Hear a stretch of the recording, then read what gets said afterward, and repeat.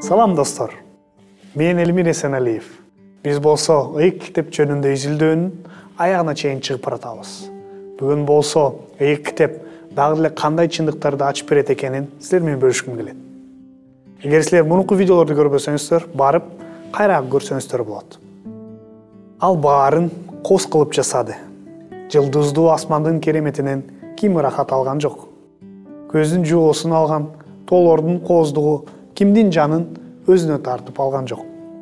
Күчтүү жана назик жыпар-жыттуу күл талаалар, сырдуу токойлор, чексиз океандар, мунун баары күнөкөр адамзаттын кылымдар бою жерди башкарганынан дагы карабастан кандай гана сонун.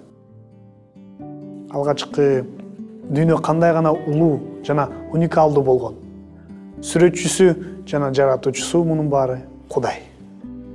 Эң башында Кудай асман менен жерди жаратты. Бул сөздөр ыйык китептин биринчи барагын ачат. Андан Кудай дүйнөнү абдан сонун жаратып, адамга бергенин биз билебиз. Кудай Теңир чыгыштагы Эйденге бак отургузуп, ал жерге өзү жараткан адамды жайгаштырган. Андан кийин Кудай Теңир топурактан көрүнүшү жакшы, жегенге жарактуу ар кандай мөмөлүү дарактарды өстүрүп чыгарды. Бактын ортосуна өмүр дарагын жана жакшылык менен жамандыкты таанып билдире турган дарак өстүрүп чыгарды. Эйден багын иштетсин жана сактасын деп Кудай Теңир адамды ошол бакка жайгаштырган. Анан Кудай Теңир адамга мындай деп осуят кылды. Бактагы ар кандай дарактын жемишинен жесең болот. Бирок жакшылык менен жамандыкты танытып билдире турган дарактын жемишинен жебе. Анткени андан даам таткан күнү өлүп каласың дейт. Башталыш 2-бөлүм 8-9 аят. Бул ыйык китеп бизге тааныштырган биринчи чоң чындык. Дүйнөгө бир адам аркылуу күнөө кирди. Күнөө аркылуу өлүм кирди. Дүйнөдөгү бардык ири толкундоолор жана күтүлбөгөн жаракалар күнөө үчүн. Бул күнөө ызычуу болуп кирген жок. Бирок анын кайратуучу күчү ушул күнгө чейин токтогон жок. Көздөн жаш, кан, онтогон каргыштар, түпкүрдөгү үмүтсүздүк, орду толгуус, жаманчылык, эсепсиз азап жана өлүм ар бир мүнөт сайын күнөөкөрлөрдү кылмыш дүйнөсүнө алып барат. Мунун баары Эдем кыйроосунун коркунучтуу кесепети. Жамандык жана орду толгуус күнөө ар бирибиздин ичибизде. Биз үмүтсүз түрдө күнөө менен ооруп жатабыз. Адашкан күнөөкөрлөрбүз. Бул ыйык китеп бизге ачып берген экинчи чоң чындык. Адамдын жанын жок кылган шайтан адамды күнөөгө түртүп кубанат экен. Эми адилеттүү жана ыйык Кудай өзүнүн жаратуу таажысын жок кылат деп.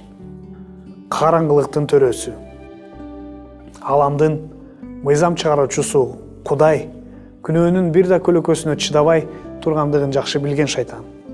Бирок ал жаңылган. Кудайдын маңызы бул ыйыктык гана эмес, ошондой эле эң чоң кайрымдуулук.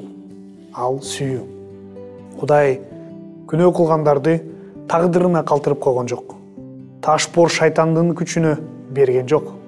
Кудай эзелден бери, түбөлүктөн бери кулаган адамзаттын куткарылуу планын даярдап келген.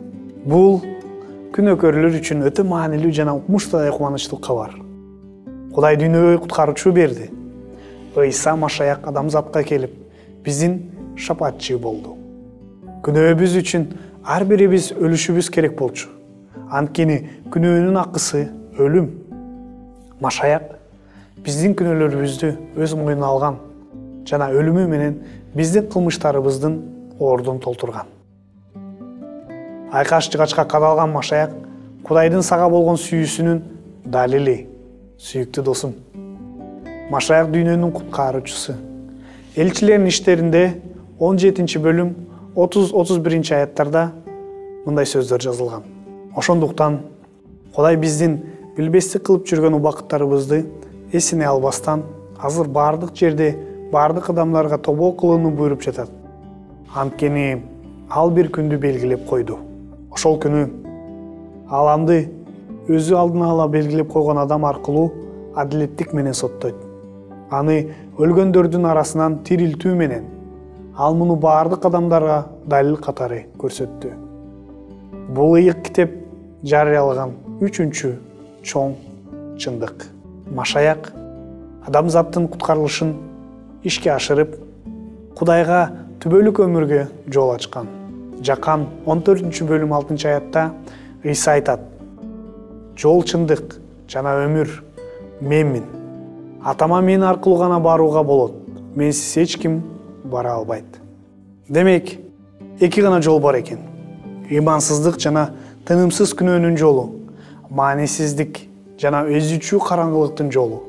Бул жол түбөлүк караңгылыкка, кыйроого алып барат. Ал кенен жана көпчүлүк ал жол менен барышат. Матай 7-бөлүм 14-аятта мындай сөздөр жазылган: "Ал эми тар дарбаза менен тар жол өмүргө алып барат. Ал жолду тапкандар аз" дейт. Бул 4-чү маанилүү чындык. Ыйык китеп ар бир адамга өзүнүн куткарылуу тагдыры үчүн олуттуу жоопкерчиликти жүктөйт. Урматтуу досум, сен кайсы жолду тандайсың? Кеңири жолун тандасаң, ошондо сен жалгыз куткаруучуңдун жанынан кайдыгерлик менен өтүп кетесиң. Бактыңды таштайсың.